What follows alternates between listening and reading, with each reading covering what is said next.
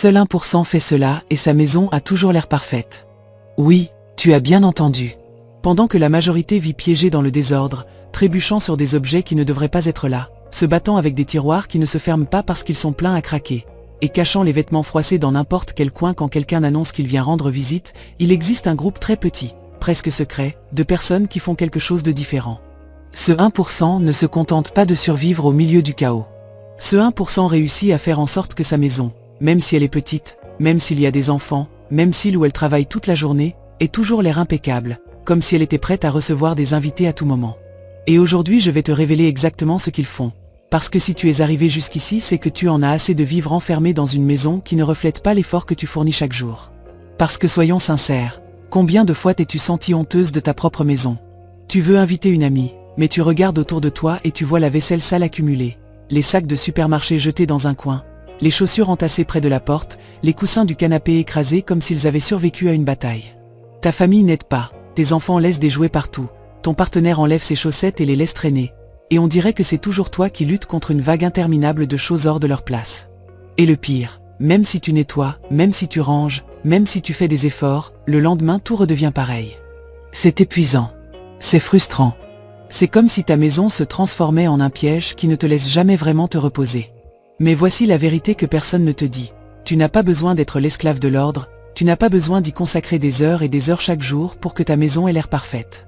Tu as seulement besoin de connaître les stratégies qu'applique ce 1% qui y parvient, ces actions simples, pratiques, qui semblent petites mais qui changent toute l'atmosphère.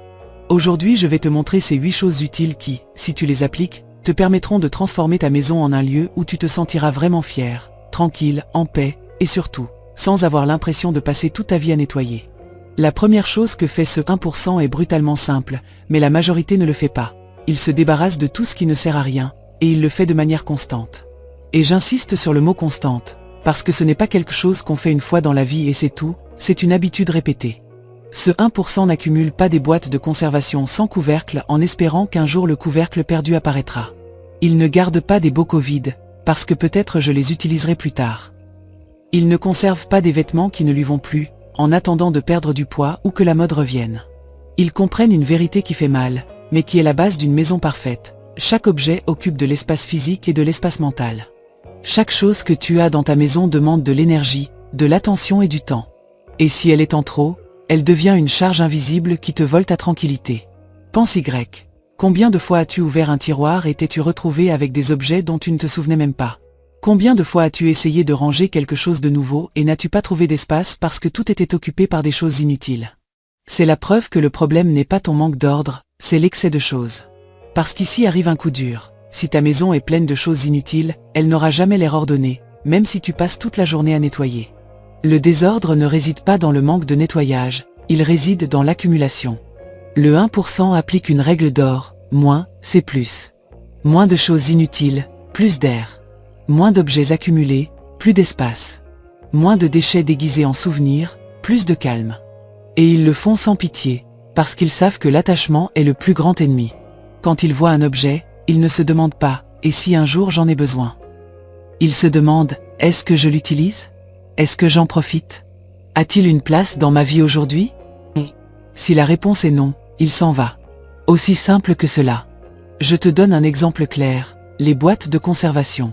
La plupart des maisons ont des tiroirs pleins de boîtes sans couvercle, de couvercles sans boîte, ou d'emballages plastiques recyclés qui ne sont jamais utilisés. Chaque fois que tu veux conserver de la nourriture, tu perds des minutes à chercher des combinaisons qui n'existent pas. Cela génère de la frustration, du désordre et occupe même plus d'espace que nécessaire. Ce que fait le 1%, c'est garder un ensemble limité de boîtes complètes, identiques, empilables. Le reste part directement à la poubelle. Résultat, un tiroir ordonné, pratique, fonctionnel. La même chose avec les vêtements. Nous gardons des jeans que nous ne portons pas depuis des années, des blouses qui ne nous plaisent plus, des robes que, peut-être un jour, nous remettrons. Et pendant ce temps, le dressing se transforme en un monstre plein de tissus qui occupe de l'espace, vole du temps et nous donne la sensation que nous n'avons rien à nous mettre. Le 1% élimine cette charge. Il passe en revue le dressing chaque saison, fait don de ce qu'il ne porte pas, ne garde que ce qu'il met réellement. Le résultat n'est pas un dressing vide, c'est un dressing utile, où chaque pièce a du sens. Et sans parler des bocaux vides, des vieux câbles, des appareils cassés, des bibelots qui ne s'accordent plus, des magazines jaunis d'il y a des années. Ce sont des choses qui semblent inoffensives, mais petit à petit elles transforment ta maison en un musée du désordre. Chaque objet inutile est une brique qui bloque la possibilité d'avoir une maison en paix. C'est pourquoi ce 1% le répète comme un mantra, ne pas accumuler. Et le plus intéressant, c'est l'effet émotionnel. Chaque fois que tu retires quelque chose qui ne sert pas, ta maison ne gagne pas seulement de l'espace physique, elle gagne de l'air, de la lumière et du calme. C'est comme si tu libérais ton esprit en même temps que l'objet. Parce que le désordre externe reflète le désordre interne. Et quand ta maison respire, toi aussi tu respires. Ce n'est pas un hasard si beaucoup de maîtresses de maison qui commencent à se détacher des choses disent qu'elles ressentent un soulagement, comme si elles s'étaient enlevé un poids de dessus. La perfection ne réside pas dans le fait de nettoyer davantage, elle réside dans le fait d'avoir moins de ce qui gêne. Voilà la vérité que 99% ignorent. Tu peux passer des heures à passer la serpillière, à balayer, à épousseter. Mais si ta maison est pleine d'objets inutiles, elle n'aura jamais l'air en ordre. En revanche, lorsque tu élimines ce qui est en trop, même si tu nettoies moins, ta maison paraît toujours plus organisée. Parce qu'il ne s'agit pas de faire briller les meubles, il s'agit de laisser l'espace respirer. La deuxième chose qu'ils font est de remettre tout à sa place immédiatement. Et même si cela paraît presque enfantin, c'est là que la majorité échoue. Parce que nous croyons qu'il ne se passe rien si nous laissons les chaussures près de l'entrée, pour un petit moment. Si nous laissons les sacs du supermarché sur la table, jusqu'à ce que je sois libre. Si nous laissons le manteau sur la chaise parce que je le raccrocherai plus tard. Le problème, c'est que ce « plus tard » arrive rarement, et que chacun de ces petits relâchements se transforme en le grand monstre du désordre. Le 1% comprend que chaque objet hors de sa place est une invitation au chaos. Alors il ne négocie pas avec la paresse du moment, il le fait sur le champ. Pense à ceci, ranger quelque chose prend des secondes, mais si tu le remets à plus tard, tu le verras encore et encore chaque fois que tu passeras devant, il te rappellera que c'est une tâche en suspens, il te volera de l'énergie mentale, et au final, cela te coûtera plus d'efforts parce que cela s'ajoutera à d'autres choses que tu as également remises à plus tard. Un verre sur la table ne dérange pas beaucoup, mais 5 verres oubliés font que ta salle à manger ressemble à un bar après une fête. Une paire de chaussures dans le couloir n'attire pas l'attention, mais 5 paires font que ton entrée ressemble à un débarras. Ce 1% le sait et c'est pourquoi il applique la règle des 2 minutes. Si quelque chose peut se faire en moins de 2 minutes, ils le font immédiatement. Mettre le lait au réfrigérateur, accrocher le manteau, porter l'assiette au lave-vaisselle. Ce sont des actions si rapides qu'elles n'interrompent même pas ta routine, mais elles empêchent la maison de se transformer en champ de bataille. Parce que le véritable ennemi de l'ordre, ce n'est pas le manque de temps, c'est l'accumulation. Et lorsque tu ne laisses pas les choses s'accumuler, l'ordre se maintient presque sans effort. La troisième action du 1% est d'utiliser des organiseurs stratégiques dans chaque recoin. Et nous ne parlons pas de dépenser des fortunes en accessoires sophistiqués ni de transformer ta maison en boutique de design. Il s'agit de quelque chose de bien plus simple et puissant. Donner un foyer à chaque catégorie d'objets pour que rien ne reste en vrac ni mélangé. Parce que ce qui détruit la perfection visuelle n'est pas toujours la saleté, mais le chaos des choses sans place définie. Les 99% des gens ouvrent un tiroir et ce qu'ils trouvent est un champ de bataille. Chaussettes mélangées avec sous-vêtements, ceintures emmêlées, cosmétiques roulant entre papier et pièces de monnaie, câbles qui se confondent avec de vieux chargeurs. Ce chaos ne vole pas seulement de l'espace, il vole du temps et de l'énergie chaque fois que tu cherches quelque chose. En revanche, le 1% ouvre le même tiroir et ce qu'il voit c'est de l'ordre. De petites boîtes qui divisent les catégories, des séparateurs qui évitent que tout ne s'entasse, chaque chose à sa place. Ils ne perdent pas 5 minutes à chercher un rouge à lèvres, une clé ou un chargeur. Ils savent exactement où cela se trouve, parce que chaque objet a un foyer. Dans l'armoire, c'est la même chose. Pour les 99%, il est normal de voir des t-shirts entassés, des pantalons mélangés à des vestes, des chaussures jetées au sol. Le 1% utilise des séparateurs, des boîtes et des cintres spécifiques. Il regroupe par catégorie, t-shirt avec t-shirt, pantalon avec pantalon, vêtements de saison rangés dans des boîtes, chaussures dans des organiseurs. De cette manière, non seulement cela a l'air plus joli, mais il est aussi bien plus pratique de s'habiller. Et voici le détail, une armoire bien organisée paraît plus grande, même si physiquement elle ne l'est pas. Dans la salle de bain, la majorité a des bouteilles de shampoing, des crèmes, des savons et des accessoires éparpillés partout, occupant chaque centimètre de l'étagère ou de la baignoire. Le 1% utilise des paniers, des plateaux et de petits contenants. Chaque membre de la famille a son propre panier, chaque produit a une place. Le résultat est une salle de bain qui ressemble toujours à un hôtel, même si elle est petite. Et ce n'est pas de la magie, c'est de l'organisation stratégique. Dans la cuisine, la différence est encore plus évidente. Les 99% ont des épices dans des bocaux différents, parfois avec des étiquettes abîmées, parfois entassées dans un coin du meuble. chercher du sel, de l'origan ou du cumin devient une mission impossible. Le 1% le résout avec des bocaux identiques, bien étiquetés et rangés sur un plateau tournant ou dans un organiseur en escalier. Il n'y a pas de confusion, il n'y a pas de chaos. Et lorsque quelqu'un ouvre le placard, ce qu'il voit n'est pas un fouillis d'emballage, mais une collection harmonique et ordonnée. Cette simple décision fait que la cuisine paraît toujours plus propre, même si tu n'as pas passé l'aspirateur ce jour-là. Et les papiers, les papiers. Magazines, reçus, factures, notices d'électroménager, certificats, notes de l'école des enfants. Pour la plupart, ils sont éparpillés dans toute la maison, sur la table de la salle à manger, à l'entrée, dans des tiroirs qui ne se ferment plus. Le 1% les contrôle avec des chemises, des classeurs et des boîtes. Documents importants dans un endroit sûr et accessible, papier temporaire dans un contenant spécifique et les inutiles directement à la poubelle. Pas question d'avoir des piles interminables qui transmettent du chaos visuel et mental. Le plus intéressant, c'est l'impact psychologique. Une maison avec des organiseurs stratégiques ne paraît pas seulement ordonnée, elle se sent plus légère. Parce que le chaos ne saute pas aux yeux à chaque recoin. Tout coule avec logique, avec harmonie, et cette harmonie transmet de la paix. Et voici quelque chose de clé. Lorsque ta maison est organisée avec ces systèmes, même les autres membres de la famille coopèrent davantage. Les enfants savent où vont leurs jouets, ton partenaire sait où ranger les outils, et tout le poids ne repose pas sur toi. Le 1% ne perd pas de temps à se battre avec le désordre parce que son système le prévient. Il ne dépend pas de la force de volonté, il dépend de la stratégie. Ils savent que si chaque chose a un foyer, elle ne se perd jamais, elle ne gêne jamais et elle ne génère jamais de chaos. C'est le véritable pouvoir des organiseurs, non seulement ordonner, mais te libérer du désordre répétitif.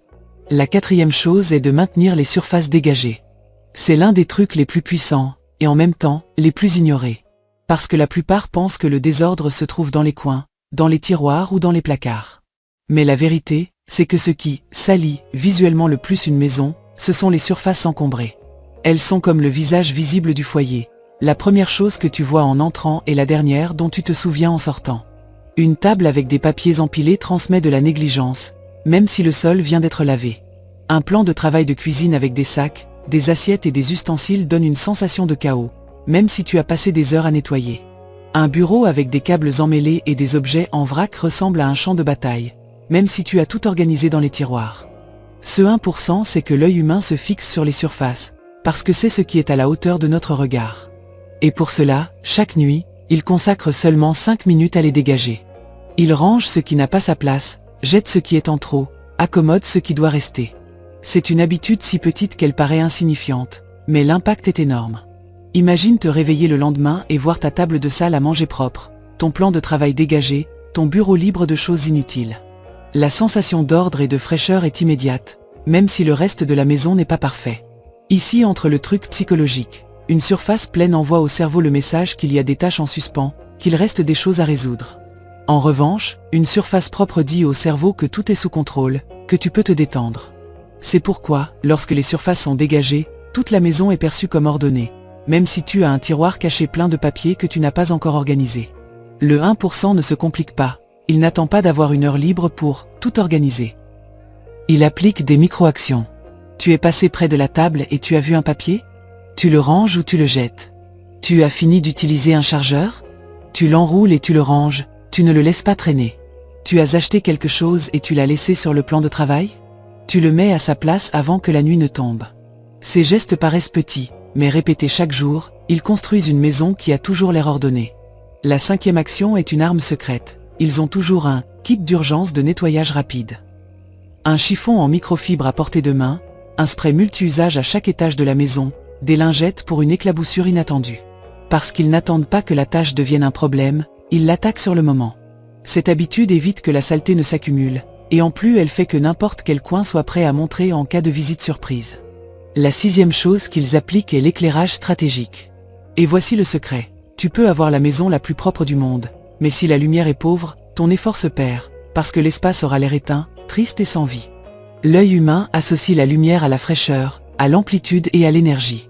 C'est pourquoi ce 1% comprend que l'éclairage n'est pas un luxe, c'est un outil d'ordre visuel. Chaque matin ils ouvrent les rideaux, non par habitude, mais parce qu'ils savent que la lumière naturelle transforme le foyer. Quand le soleil entre, les surfaces brillent, les couleurs paraissent plus vives, la poussière se remarque moins, et l'ambiance entière semble plus joyeuse. Même une pièce petite, illuminée par la lumière naturelle, est perçue plus grande et plus accueillante. C'est comme si soudain ta maison respirait. Mais tout ne dépend pas du soleil. Il y a des recoins sombres qui, même s'ils sont ordonnés, paraissent négligés. Ce 1% place des lampes au point stratégique, une lumière chaude dans le salon pour donner une sensation de foyer, une lampe de table dans la chambre pour créer une ambiance relaxante, une lumière dirigée dans la cuisine pour travailler à l'aise. Ce ne sont pas de grands investissements, tu n'as pas besoin d'un décorateur d'intérieur ni de lampes coûteuses. Il suffit d'une lumière placée au bon endroit pour qu'un espace passe de « ennuyeux » à « parfait » en quelques secondes. Et voici le détail psychologique. L'obscurité fait que les objets paraissent plus lourds, que les recoins semblent sales même s'ils ne le sont pas, que les espaces se sentent plus fermés. La lumière, au contraire, trompe le cerveau et lui fait sentir que tout est sous contrôle, que l'endroit est plus ample et plus propre qu'il ne l'est réellement. C'est comme un filtre naturel qui améliore la maison sans effort supplémentaire. Le 1% ne se limite pas à allumer la lampe quand la nuit tombe, il fait de l'éclairage une habitude quotidienne. Il passe en revue chaque espace, en se demandant « Que puis-je faire pour que cet endroit ait plus de lumière ?» Ils ouvrent les rideaux, nettoient les vitres pour que le soleil entre mieux, utilisent des miroirs qui reflètent et multiplient la clarté, changent des ampoules anciennes pour des LED qui éclairent davantage et consomment moins. Ce sont de petits ajustements qui génèrent un impact gigantesque sur la perception de la maison. Une maison propre mais mal éclairée se sent éteinte. Une maison moyennement ordonnée mais bien éclairée se sent accueillante, joyeuse et parfaite. Voilà la différence que marque l'éclairage stratégique. Il convertit un lieu commun en un espace où tu veux réellement être. Et le meilleur de tout, c'est que cela ne demande ni argent ni effort constant, seulement la discipline d'ouvrir les rideaux chaque matin et de bien choisir les points de lumière. La 7e action, et ici je te confie que c'est ma préférée, est le fameux « touche finale ». Ce petit détail qui paraît insignifiant, mais qui change tout, des coussins bien placés, un plaid plié, un vase avec des fleurs, une bougie parfumée. Il n'est pas nécessaire d'avoir des choses chères ni extravagantes, il suffit d'un détail qui dise au cerveau « cet espace est soigné, cet espace est en ordre ». C'est l'astuce qui fait que les invités disent « comme ta maison est jolie », même si tu n'as pas fait un grand ménage. Et la 8e chose que fait ce 1% est d'avoir des routines courtes mais quotidiennes. Voici le véritable secret que presque personne n'applique. La majorité vit dans un cycle épuisant. Elle laisse s'accumuler toute la semaine, elle remet tout à plus tard avec l'excuse « samedi je nettoie ». Et quand samedi arrive, elle se confronte à une montagne de travail si grande qu'elle lui vole une demi-journée, toute l'énergie et même la bonne humeur. Et le pire, le lendemain, la maison se redésordonne et le cycle recommence. Ce 1% a brisé cette chaîne et l'a fait avec quelque chose d'aussi simple que consacrer 10 minutes le matin et 10 minutes le soir pour mettre la maison en ordre. Seulement 20 minutes par jour, mais répétées avec discipline, qui font la différence entre une maison qui semble toujours au bord de l'effondrement et une maison qui paraît toujours sous contrôle. Et voici le plus important, ce ne sont pas des marathons de nettoyage, ce sont des routines courtes, légères, faciles à accomplir même les jours les plus fatigants. Pense à ce qu'est la routine du matin pour les 99%. Se réveiller pressé, laisser le lit défait, courir à la cuisine et laisser la vaisselle du petit déjeuner sur la table parce que « je la laverai plus tard ». Sortir de la maison avec la sensation que tu laisses derrière toi un chaos. Cela génère du stress, même si tu n'en es pas consciente. En revanche, ce 1% consacre à peine 10 minutes après s'être levé. Il fait le lit, range les vêtements qui sont restés dehors, lave ou met au lave-vaisselle les assiettes du petit déjeuner, ouvre les rideaux pour laisser entrer la lumière. Rien de tout cela ne prend plus de 10 minutes, mais l'effet est brutal.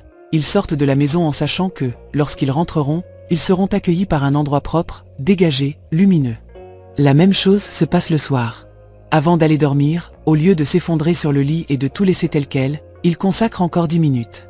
Ils ramassent ce qui est resté sur les surfaces, rangent les jouets, plient un plaid, nettoient la table, lavent 2 ou 3 assiettes qui restaient en attente. C'est une clôture parfaite pour la journée parce que cela leur permet de se réveiller dans un endroit ordonné, pas au milieu d'un chaos qui vole de l'énergie dès la première minute du matin. Cette habitude paraît insignifiante, mais elle est transformatrice. Parce que le désordre ne s'accumule pas. Et quand le désordre ne s'accumule pas, tu n'as jamais à affronter ces grands nettoyages qui t'épuisent et te font sentir que la maison est une charge. C'est comme se brosser les dents. Si tu le fais tous les jours, ce sont 2 minutes qui t'évitent des problèmes énormes ensuite. Si tu ne le fais pas, la conséquence est un désastre. Le 1% comprend aussi quelque chose que 99% ignorent. Les routines courtes sont durables. Elles ne dépendent pas d'avoir des heures libres, elles ne dépendent pas d'attendre le week-end, elles ne dépendent pas qu'il y ait du temps. Elles sont si courtes qu'il y a toujours de la place pour les accomplir. Même si tu es fatigué, même si tu as eu une journée difficile, 10 minutes sont possibles. Et ces 10 minutes sont celles qui sauvent ta maison de l'effondrement. De plus, Ces routines courtes créent un effet cumulatif. Chaque jour où tu les accomplis, ta maison s'améliore un peu plus. Au bout d'une semaine, tu n'as déjà plus de recoins oubliés. Au bout d'un mois, l'ordre est naturel. Et au bout d'un an, ta maison est tellement sous contrôle qu'on dirait que tu as une aide supplémentaire. Alors qu'en réalité la seule chose que tu as faite, c'est d'être constante dans ces 20 minutes quotidiennes. Et voici ce qu'il y a de plus puissant. Ce n'est pas seulement la maison qui change, c'est toi. Parce que tu commences à sentir que tu as le contrôle, que le désordre ne te domine pas, que tu es capable de maintenir ton foyer selon tes propres règles. Cette sensation de contrôle te donne de la tranquillité, de la fierté et de la paix mentale. Tu ne te sens plus coupable parce que ta maison est sens dessus-dessous. Tu n'as plus honte si quelqu'un frappe à la porte sans prévenir. Ta routine quotidienne te soutient, te protège et transforme ton foyer en le refuge que tu as toujours voulu. En quelques mots, ces routines courtes mais quotidiennes sont le vaccin contre le désordre. Elles sont l'habitude silencieuse qui fait la différence entre vivre dans une maison qui exige toujours plus de toi, qui te vole de l'énergie et te fait sentir que tu n'arrives jamais à tout, et vivre dans une maison qui te rend toujours du calme, qui t'enlace et te donne de la fierté chaque fois que tu franchis la porte. Ce ne sont pas de grands sacrifices, ce sont de petites actions répétées, et c'est là que réside la magie, dans la constance, pas dans la perfection. Jusqu'ici je t'ai déjà montré les 8 choses qui font qu'une maison paraît toujours parfaite. Mais le plus important n'est pas que tu les écoutes ni que tu dises « quel bon conseil », mais que tu commences à les mettre en pratique dès aujourd'hui. Parce que, soyons sincères, cela ne sert à rien de continuer à accumuler des astuces, de les garder en mémoire ou de les noter dans un cahier, si tu ne fais pas le pas de les appliquer. La transformation de ton foyer ne vient pas de l'information, elle vient de l'action. Et ici je veux que tu gardes une vérité que nous oublions parfois. Tu n'as pas besoin d'être millionnaire, tu n'as pas besoin d'avoir une maison gigantesque avec de la place en trop, ni une armée d'aide qui travaille pour toi. Il ne s'agit pas de ressources illimitées, il s'agit d'habitudes intelligentes. La seule chose dont tu as besoin, c'est d'appliquer avec discipline ce que fait ce 1% qui semble avoir la vie sous contrôle. Et quand tu le feras, ta maison cessera d'être une charge lourde sur tes épaules et deviendra ce refuge que tu as toujours rêvé, un endroit où tu te sentiras vraiment heureuse, tranquille et fière d'appeler foyer.